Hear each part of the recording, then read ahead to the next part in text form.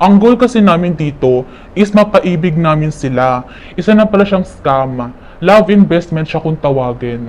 Love investment siya para sa amin kasi kailangan mo muna mapaibig yung client, investment, then ayun na po, doon na po kami kumikita ng pera. Kami, nakaganto ko lang kami, nakayuko lang kami, tapos tinututukan na kami ng pamalo, parang ganon. Tapos nagtitipon-tipon kaming lahat. Tapos napakawala naman kami kasi binayaran kami ng Chinese. Bawat ulo kasi namin, 50,000. Pag once na ano na kami, pag nahuli kami, kailangan lang namin maging bulag sa pagkakita sa office kasi may kita namin mga dugo na yung mga office namin. Ano, since stay in kasi siya, 2 times a month ka lang pwedeng lumabas. Bawal ka talaga lumabas sa tinatrabahuan namin. Doon ka lang. Kung kapadala ka ng pagkain, dala ka ng magulang mo. Kumbaga nakakulong kami. Nakakulong lang kami. Araw-araw may brutal na ginagawa sa kanila, lumpuin sila. Ano, meron mga Chinese na ika-ika na maglakad, ganyan. Tapos yung iba, bugbog sarado na, ano, yung siguro sa ngayon na akala nila totally ban na talaga yung Pogo, pero hindi pa. Marami pang nag-ooperate ng ganyang, ano, yung iba nang ginagawa na nila ngayon, hindi na sila sa condominium o sa building, bahay na.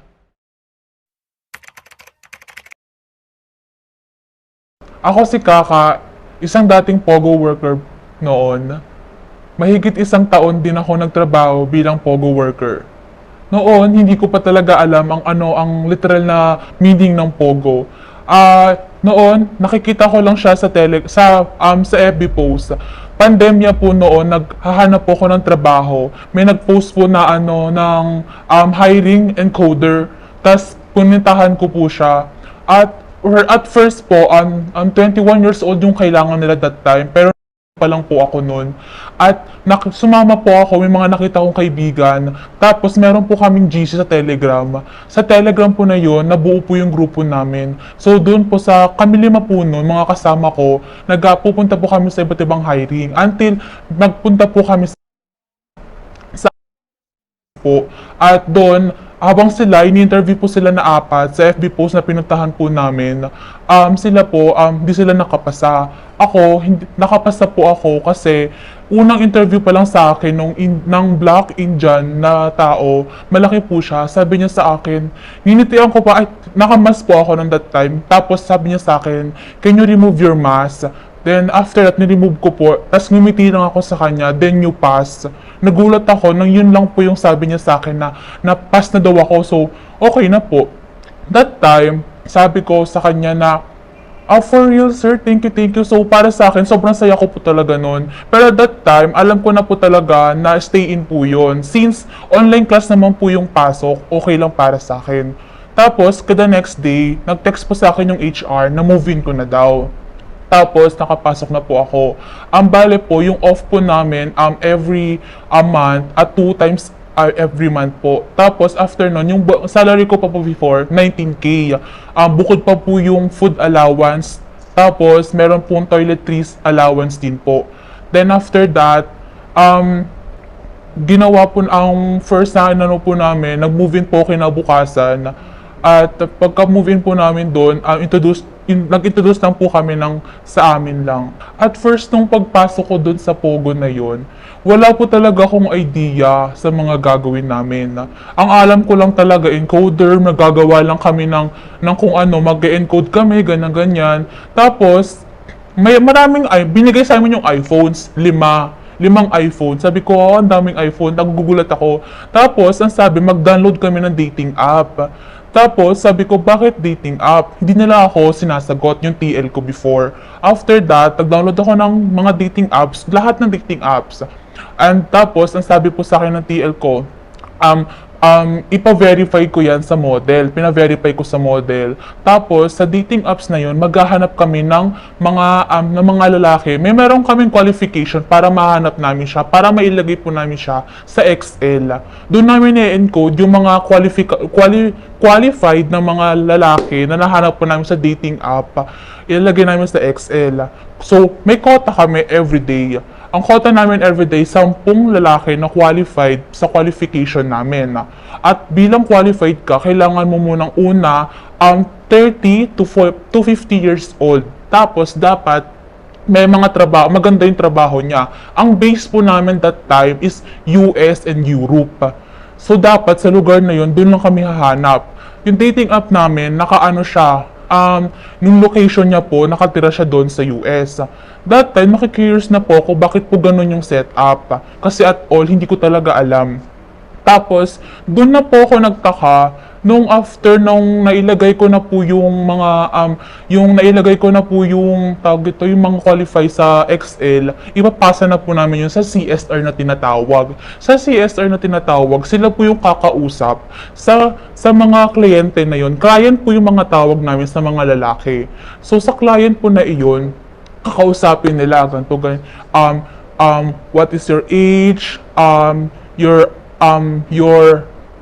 work po. Work po nila dapat sila doktor, businessman mostly po yung nakakausap namin doon.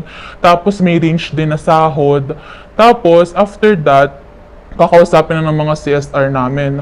May nabasa po ako doon na sabi niya about siya sa tawag dito, yung dapat daw munang paibigin yung client na yun bago mahulog yung investment sa kanila. So before on that po, na ako sa nakikurious na po ako sa kanila. May nagsabi po sa akin na isa pong katabi ko na dapat ililipat na ako sa CSR. So tapos na po ako sa pagiging encoder na tinatawag, hahanap ka ng client. Yung po pala yung ibig sabihin na encoder. Hahanap ka ng client para mapapasa mo sa CSR. So pagkapunta ko sa CSR, papasa nila sa akin yung client. Pagkakausap ko sa kanila, kakausapin ko sila, ganito ganyan. Una, ang parang yung pagpanggap sa amin or bilang sa isang CSR, isa kang independent woman. Yun yung pagkakakilanlan sa'yo. Syempre, sa ibang bansa, mai-inlove ang isang tao sa'yo kapag isa kang independent woman to, parang hindi pera agad yung iniisip para sa'yo. Parang ganun po yung setup dun. Tapos, papakilala ka na independent woman ako, may business ako dito sa China, ganto ganyan. Tapos, may pinapaliwanag, may binibigay rin po kaming link na may company kami sa China. Doon sa company na yon, lahat talaga is link na yon, is website po talaga siya. As in, parang legit na legit talaga yung legit na website na po na iyon. Tapos, pagkapunta namin doon kakausapin na po namin siya, introduce yourself, ganyan, may process kami. After na 5 days ng pagproseso namin sa client, pagpapakausap namin sa client, after nun, papasok na kami sa love. Tinatawag na tong love na. Doon na kami sa stage ng love. Kakausapin namin siya na, how long have you been single, ganyan. Tapos, darating kami sa true call. Sa true call, kailangan malambing yung boses namin para mapaibig namin. Ang goal kasi namin dito is mapaibig namin sila. Kasi once, ang mga taga-US po, or kahit taga-ibang bansa, mapadali mo sila mapaibig eh. Kasi, caring sa kanila. Sa pag-care mo sa kanila, madali silang maho-fall sa'yo. In that way, papasok po yung investment dito once na mag-settle na may in relationship na kayo. So, magkatawagan na kayo, ganyan-ganyan. Pag gusto nila, ma-legit check ka para ma-confirm mo nila totoo ka, mag-video call. Dito, may model kami. 5 ang model namin dito. Sila yung mga tao doon sa dating app. So, sila yon. So, pag kailangan nila ng true video call, pupunta kami ngayon sa model. So, pakausap nito, ito yung client niya. Sasabihin namin sa kanya na, ako nyari po, si John. John pangalan niya, ganito ganyan yung stage namin, ganito ganyan. Meron na kaming usapin about sa family, ganito ganyan. Kausapin namin siya. So, si model, kakausapin niya yung client ko. Lalambingin niya ng way, ganyan. After that, pag na niya, meron kaming sa isang araw, or sa isang gabi po kasi yung shift namin noon before 11 p.m. kasi 12 hours po kami, 11 p.m. to 12 noon po yung shift namin noon that time pa. So sa US na oras, umaga po yun. Tapos that time, nung gabing yun, tuwing gabi po na yun, isang beses mo lang pwede ma-video call yung client na yun. Pag nagdademand pa siya sa'yo, hindi mo na pwedeng ibigay yun. Tapos, after that, pag once na fall na yung client para sa'yo, papasok na rito yung ibang stage naman. Dito na yung investment stage. Ipapakilala mo si crypto. Si crypto, ipapakilala mo na this is a good investment for us, para sa future natin to. Kailangan mag-invest ka dito Kasi para inisip ko kasi yung business natin, gusto ko masettle na sa'yo ng maayos. Ganito yung paraan. Tapos po, after nun, pag once na, parang hindi naman lahat, invest agad ng pera sa iyo eh. So, sila, mga client namin, maybe when we can meet na, kapag lagi kami nakaka-encounter ng ganito, kapag nagkita na lang tayo, tsaka natin pag-usapan yan. Pag dumating na sa ganong punto, ipapasa na namin yan sa TL namin. Kasi may iba silang way, paano nila ma-convince ang client. Minsan through video call, minsan through chat, minsan through call. Tapos, after that, pag hindi pa talaga, ang tawag na namin sa client na yan, tapon. Pag hindi talaga sila, kasi ayaw namin pag sinasabi kasi nung client na, why you always say that, always you mention that investment, pag ganun na yung sinasabi nila, ay may kutub na po ito. So, iba na yung gusto nung babaeng to, yung model na to sa akin. Parang hindi na love, kundi pera na. So, pag ganun, tapon na client na yan, hahanap na naman ng bago ngayon yung mga encoder. So, in that way, hindi kami dapat maubusan ng client. WhatsApp po yung ginagamit dito namin para mapakausap namin sila. WhatsApp, bumibili po kami ng number. Hindi ko po alam yung ginagamit nilang website, yung mga TL lang. TL po namin, may Chinese at po kami, Indianong kaming TL. At Black po pala, Black American. So, tatlo silang TL. May TL din po kaming mga Pilipino. Tapos, papasa po namin yun dun sa kanila. Bumibili po sila ng WhatsApp number para po, kasi sa WhatsApp, may kita kasi kung saan yung country code mo. Kung Philippines ka, kung +1 ka, matik na sa US ka. So, US based, katitignan nila yon. So, bumibili kami ng WhatsApp number. Pag minsan lagi kami nababan sa WhatsApp, kasi lagi kami binaban ng mga kausap namin. Tapos hindi namin maiiwasan yung mga kausap naming client, yung mga bastos. Ang gusto nila, sex, video chat, video call na sex, ganun. Tapos, kapag tungkol lang namin CSR, kakausapin namin sila, hindi namin maiiwasan yung kami sa kanila, on-call sex. So, sa in-call sex, dun, ginagawa po namin yun kapag ang client namin is big time. Pag alam po namin, doctor to, businessman to, kailangan namin siyang makuha talaga kasi malaki yung invest na pwede niyang magawa sa amin. Tapos, may mga kota-kota din po kaming ginagawa. Kunyari, dapat sa every quota na kunyari kung ma-invest namin, ang small capital or small minimum ng isang client na ma-invest sa amin is $5,000 dollars po siya. Sa CSR, ikaw talaga sasagot ng ganun. Ikaw yung sa kanila. Pero as a independent woman or as a parang well-known na isang babae na hindi mo tinotolerate dapat yung ganun pakikipag-usap sa kanila. Once na na-encounter namin yung ganun, una, papatulan namin sila pag in relationship kami sa kanila. Kakausapin namin sila ng ganun. Pero pag once na sa talking stage pa lang kami, hindi kami nagpapakita ng ganun. Pinapakita namin sa kanila na kami, na don't touch me, parang upgrade woman ako, kumbaga, ganun. Pero more on talaga, pag CSR ka, tas in relationship ka, hindi, ikaw talaga, tungkulin mo talaga na makipag-usap ng video, sa kanila, video chat talaga na, sex. Noon nabanggit ko, diba, na encoder talaga yung pagkakilala ko sa kanya sa FB post. 19K salary, so na mga ako. At all, yun talaga yung alam ko, encoder lang. At nung nakapasok na ako sa isang Pogo Hub na pala na iyon, after 1 week ko nila figure out, isa na pala siyang scam. Love investment siya kung tawagin. Love investment siya para sa amin kasi kailangan mo muna mapaibig yung client, investment, then ayun na po, doon na po kami kumikita ng pera. Noong at first, 1 month, naalala ko, hindi ko talaga siya ganun kaalam yung ginagawa talaga sa crypto, ganun. Tapos nagulat ako kasi 11 PM yung duty namin. Dapat kasi 30 minutes pa lang nasa nasa 4th floor po yung namin, yung office namin. Then sa baba po kasi yung namin, dormitory namin.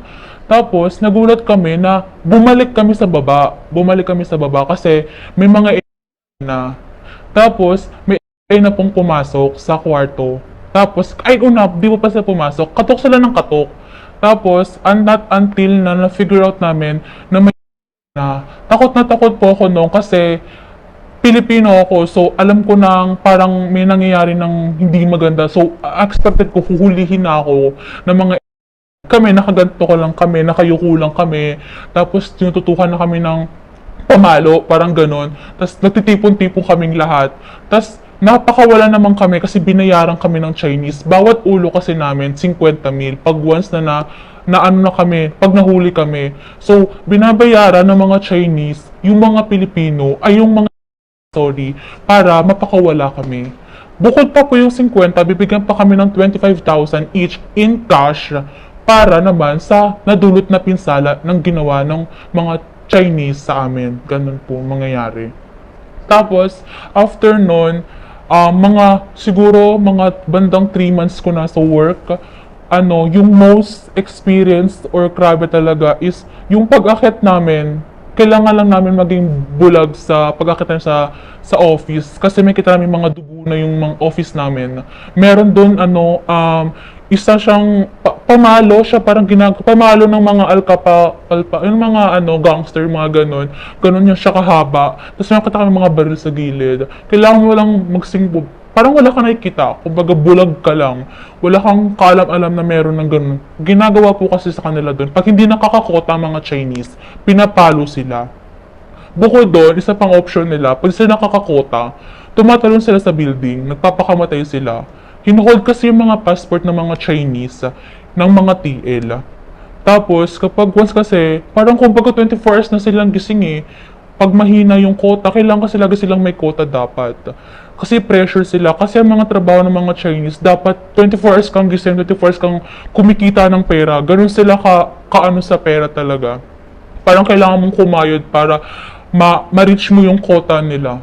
Yung nung una, nung sa tumawag ako nung kay mama kinabukasan. Sabi ko sa kanya, nung una hindi ko sinasabi talaga kay mama na illegal na po yung pinasok ko. Tapos tumawag ako kay mama, sabi ko, doon ko na lang sinabi sa kanya na umiiyak ako. Kasi natatakot talaga po ako na ganito nga ba kasi magkaroon ako ng record na po ako noon. So, pwede na talaga akong makulong talaga that time. Tapos, sabi sa kanya, mama, umuwi na ako. Takot na takot po ako noon. Not until na naengganyo ako sa sahod. Kasi after ng tumaas po yung sahod namin, naging 22 na po siya, 22K in short. Tumaas din po yung food allowance namin. Parang yun po yung ginagawa nilang way para magstay kami. Kasi ayaw po nila ng pa-resign, tapos tatanggap na naman sila ng bago. Parang hirap po para sa kanila ng ganun. Then not until po na, parang, ganun na, daily work routine ko na siya, parang, nakasanayan ko na ba, kumbaga, parang nag-e-enjoy na lang ako sa ginagawa ko kasi mababait naman yung mga katrabaho ko.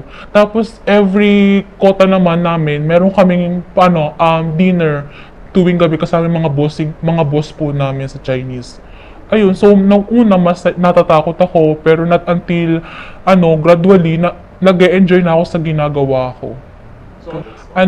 Nung time na nagkaroon kami ng face-to-face classes, kasi that time po, working student po ako noon. Tapos, since stay-in kasi siya, 2 times a month ka lang pwedeng lumabas. Bawal ka talaga lumabas sa tinatrabahuan namin. Doon ka lang. Kung kapadala ka ng pagkain, dalang ka ng magulang mo. Kumbaga nakakulong kami. Nakakulong lang kami. Tutulog kami, gigising kami, trabaho na naman, naka sa taas. Ganun lang yung daily routine namin. Na umalis na po ako doon kasi kailangan, mas pinili ko pong mag-aral kaysa mas kumita ng pera. Parang na-realize ko po kasi na kaya ko naman kitain yung pera balang araw, pero yung edukasyon ko po kasi, mas priority ko siya nung that time. Tapos, ayun, kaya umalis po ako, nag-face-to-face classes kasi kami. 6 months kasi contract ko doon. Since na-promote ako as a TL after 6 months, mas tumaas yung sahod ko noon that time. Tapos, sinabi ko na lang sa boss na aalis na ako kasi hindi ko sinabi nag-aaral ako. Sinabi ko sa, na ng family ko. Which is, totoo naman talaga, yung father ko kasi that time is so kailangan niya ng kasama. So, yun ang ginawa kong rason. Tinaasan pa nalat yung sahod ko nun. Kasi, from 22K nung after no, ng CSR ako, naging TL po ako, sumasahod na po ako ng 35K a month. Bukod pa po yung quota, bukod pa po yung kasi every quota namin, meron kaming commission doon. Tapos, nakapunta na po kasi ako doon ng pahulugan na bahay sa Pag-ibig. Tas after noon, nakapunta na rin po ako ng mga maraming bagay na pag-aral ko ng mga kapatid ko. So, parang nahihirapan din ako talaga umalis noon. Tapos, napayagan na talaga nila ako nung mas kailangan ko na talagang umalis. At pinakita kong way is, yung process, di ba kasi pag TL ka na, yung process kasi papasa na sa'yo. Yung crypto, bank account, alam mo na lahat kasi yun eh. Ang ginagawa ko po dun, minamali ko lahat ng ginagawa ko para malaman nila na wala na akong gana. Parang si Kaka, wala na siyang ganang magtrabaho. So, kailangan na natin siyang i-let go, paalisin. Parang yun yung way na ginawa ko. Kasi, ayun nila akong bitawan eh. Kahit may agreement ka po, pag ikaw pa rin naman po yung choice kung magnanatili ka sa kanila. So, ako, di ko inahaya, papel lang naman kasi yun eh. Hindi naman sila, alam ko naman that time, hindi naman sila government. So, wala naman akong, kaya ko namang bayaran yung parang pinaka-agreement po nila na pag nag-resign ka na hindi mo pa kontraka, magbabayad ka po ng 10K noon. Pero as a TL na kasi, wala na akong contract noon that time, wala na agreement, wala nang anything. So, after noon, napayagan naman na nila akong umalis. Personally, hindi ko pa naranasan yung harassment. Pero sa iba kong mga katrabaho, nakaranas na sila. Yung iba kasi, syempre, mga Chinese, matik na talaga may sila sa sexual. Gusto nila yung about sex talaga. After work nila, sex sa mga katrabaho. Kasi sa Pogo, more on girls kasi kami. Girls only. Bukod sa mga bossing namin, sila lang yung boys doon. Kami, pinipili lang nila yung mga babaeng gusto nila. So, kapag once na nagustuhan ka nila, papakitaan ka nila ng good way. More on pagkain muna sila. Biglang ng pagkain, ganyan-ganyan. After that, i-message ko na sa Telegram na can you come with me? Meron din kami doon sa building namin, sa kumbaga condominium doon. Meron dong mga hotel. Nagyayaran sila ng hotel doon, ng bar, ng ganun. So, binabayaran yung mga katrabaho ko ng ganong serbisyo din para sa kanila. So, para sa akin naman siguro, both consensual naman siya. So, umagri naman din yung katrabaho ko na gusto din naman yung ginagawa niya. So, ayun. Kasi isang company lang yung napasukan ko. Isang Pogo lang yung napasukan ko. So, maswerte pa ako sa kalagayan ko na as a Filipino worker, as a Filipino Pogo worker dun sa company na yun, is hindi naman kami sinasaktan or terminate. More on kasi sa ibang company, tina-terminate yan kapag once na hindi ka naka-reach ng quota. Tapos bukod pa doon, magbabayad ka sa kanila ng 4ID. Ang ID kasi mostly 2K ang ginagastos dyan. So magbabayad ka sa kanila ng 2K kapag di ka naka-reach ng quota. Ganun ang mangyayari sa kanila. Sa pagtatrabaho kasi sa sa isang taon din mahigit nung pagtatrabaho ko sa Pogo, although yes, scam siya. Tapos parang naaawa din ako minsan sa mga client ko na kasi ang ginagawa kasi ng mga bossing ko pag once na talagang pinipilit na nilang magkaroon na ng pera, pinipilit na nilang mag-invest ka sa ganito ganyan, mag-invest ka na sa ganito, sinasabi nila I don't have I don't have enough money for that. I just want have a love for you. Sometimes nagigilty po ako kasi parang as a Filipino kasi madamdamin tayo sa mga ganung bagay eh. Parang alam natin yung ma-reject ng ilang pa ulit-ulit, 'di ba? Tapos maririnig natin sa kanila yun na just want to have a love for you. Ganon, parang minsan nagigilty ako na gusto lang pala nila ng pag-ibig pero bakit parang di naman nila deserve ng ganitong ng ganitong scam. So minsan nakaka-guilty siya na ganun yung nababasa mo para sa kanila. Nung pa lang ako isang beses. Nilipat kasi ako since naging TL na ako after 6 months. Sa doon di ba naging usap-usapan kasi ang Pogo. Mas umusbong doon yung mga raid. So pag doon mga siguro 4 na beses na, pero laging ganun. Binabayaran lagi ng mga Chinese na mga so napapawalang sala lang din ang mga nangyayari. Parang kumbaga, nung kay Hontiveros lang talaga natakot na yung mga Pogo, mga bossing ko na yung ipagpatuloy pa yung Pogo. So after that, nung nag-resign ako, mga 2 months, nag-dissolve na yung company. humina na rin sila kasi wala na silang quota. Actually, yun yung na-experience ko. Kasi na-experience ko na parang ang dali lang palang bayaran ng government or government talaga pagdating na sa mga ganyang bagay. Kasi nasabi rin ng bossing namin yun na naalala ko talaga, sabi niya sa amin na hindi madidissolve or hindi masisira ang Pogo. Dahil kasi merong officials dyan na nagpapatakbo. Misa nga naiisip ko na baka, alam mo yun, may nakakapasok ko talagang head sa pinaka-government ng sino may-ari ng Pogo. Ganun. Tapos, yun, sabi niya sa amin na meron talagang officials na humahawak ng Pogo sa ating government. Pero hindi ko po alam kung sino or wala naman siyang na-mention sa amin na ganung way. So, imposible daw masira yung Pogo. Kasi mataas daw yung tax na binabayaran niya sa bansa natin. Hindi naman lahat ng mga Chinese din, tawag dito, masasama, parang parang di naman lagi silang demand. Lagi silang demand. Kasi, parang, okay gawin mo to. Parang ang dami nila mga ganun. Kailangan ma-reach mo yung quota ng ganito. Mapala kaibigan sila. So, minsan nababalitaan na namin na tumalon na sila sa building. Parang nakakasatisfied po kasi yun para sa amin. Kasi, naging kaibigan din naman namin sila. May mga katrabaho rin kasi kaming Chinese. Kung talaga, Chinese namin, mga boys din naman. May nakatrabaho namin silang ganun. Tapos nagbalitaan namin, wala na si ganito, tumalon na siya sa building. So, sad kami sa part na ganun kasi di lang sila naka-reach ng quota para ganunin sila. Tapos, one time, natanong namin to sa Indiano naman namin katrabaho din. Sabi namin na, bakit hindi pa kayo umuwi sa inyong mga lugar? Una pala, before, may recruitment hub din pala sila doon sa kanilang bansa.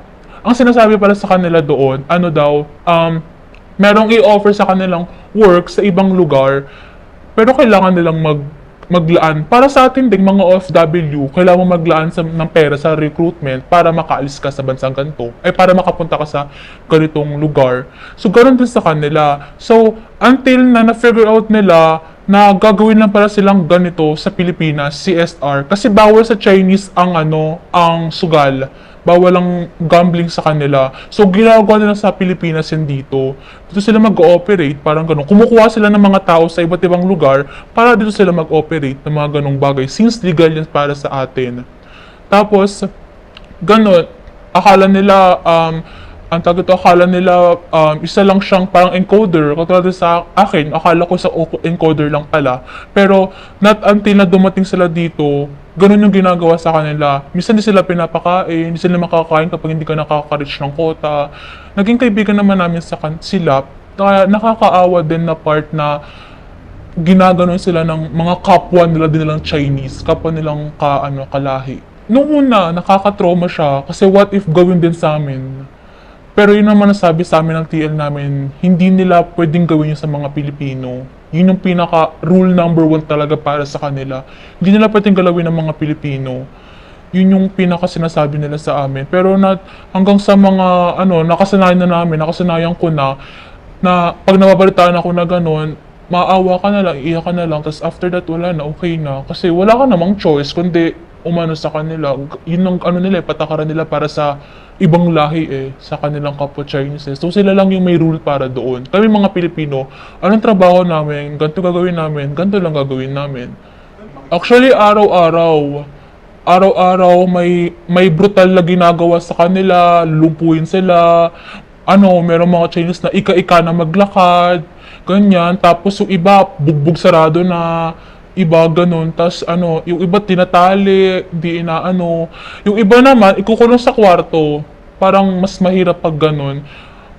Ikukulong sila sa kwarto, tapos not until ko na mamamatay para sa sarili mo kasi wala ka ng gutom, wala ka ng makain, gutom ka na, dehydrate ka pa. Tapos doon na ang way namin, ang clue namin pag wala na yung isang tao is, wala na yung saupuan. Pag wala na siya doon, di na siya nakaupo, ibig sabihin, may nangyari na para sa kanya. May nangyari na doon, hindi maganda sa kanya. Yun na yung clue namin na, wala na si ganito, wala na siya. Yun siguro, yung binabayaran ng mga Chinese para mapakawala lang kami. And ganung halagahan nilang ilabas yung perang ganung na 50 kada tao para lang mapalabas kami. Parang ang dali lang kasi palang mabayaran ng government sa ganun, para mag-operate sila. Oo, nakukuha namin siya. Tapos, cash talaga siya. Ano, kasi ang sahod namin nun, 520. So, nahahati naman yun siya. So, ayun, pag yung quota namin, yung commission namin, nakukuha naman namin siya in the end of the month. Bukod po yung quota namin, nakakakuha din kami ng mga ano, ng washing machine, ng appliances, or ng iPhone 15 din yung pinakamalaki namin kapag kami na-reach kami na quota. Ganun yung ginagawa. Sa amin na yun, no? Kaya, ano, more on, kapag nakakahina ng quota, ang ginagawa, na may nag-speech sa labas, ay sa harap namin, na gawin yung ganito gawin nyo siyang, ano, simbolo na, tinan mo, kunyari siya, si Kaka, ano na siya, marami na siyang napundar na ganitong bagay. Parang gumagawa sila ng ganong way, para ma-inspire din yung mga CSR na, ipupursige ko magtrabaho, maghanap ng client para makakakuha din ako ng iPhone 15. Ganon yung way na ginagawa ng mga Chinese para magpursige ka sa trabaho mo as CSR. Ano, yung siguro sa ngayon na akala nila totally ban na talaga yung Pogo, pero hindi pa. Marami pang nag-ooperate ng ganyang ano. Yung iba nang ginagawa na nila ngayon, hindi na sila sa condominium o sa building. Bahay na. Bahay na sila nag-ooperate. Hindi sila nagpo-post, hindi sila nagpo-post sa ano. Kasi meron din kaming group sa Telegram, Pogo hiring, ang tawag doon sa Telegram. Dinelete na nila yon nung sinannounce na ni BBM na Pogo is ban. Ang ginagawa nila ngayon, sabayan sila nag-ooperate para hindi halata, para hindi rin ma-raid ng mga NBI na ito ay simpleng bahay lang, pero sa loob pala nun, may nag-ooperate na ganitong ano, ang operasyon na illegal, investment scam. For pros, siguro ano, sa pera, or talaga financially, kasi laki ng sahod eh. Hindi mo makayang kitain yung ganun sa isang manggagawa, sa literal talaga na sahod natin sa mga manggagawa dito sa Pilipinas. Hindi siya kayang kitain. Kung kikitain siya, dapat graduate ka, mataas ang qualification natin sa bansang to. Ang hirap makahanap ng trabaho. Pero, ayun, so yun yung pros. So for cons, it's mapanganib talaga. Sobrang ang hirap niya kasi ngayon makakasuhan na rin ng mga Pilipinong nalalaman na nagtatrabaho sa Pogo. Before hindi, pero ngayon pwede ka nang makasuhan kahit Pilipino ka pa. Yun lang. Mga ka-off the record, gusto nyo pa ba ng ibang malupit na istorya? I-click nyo lang ang mga video na nasa screen. Maraming salamat!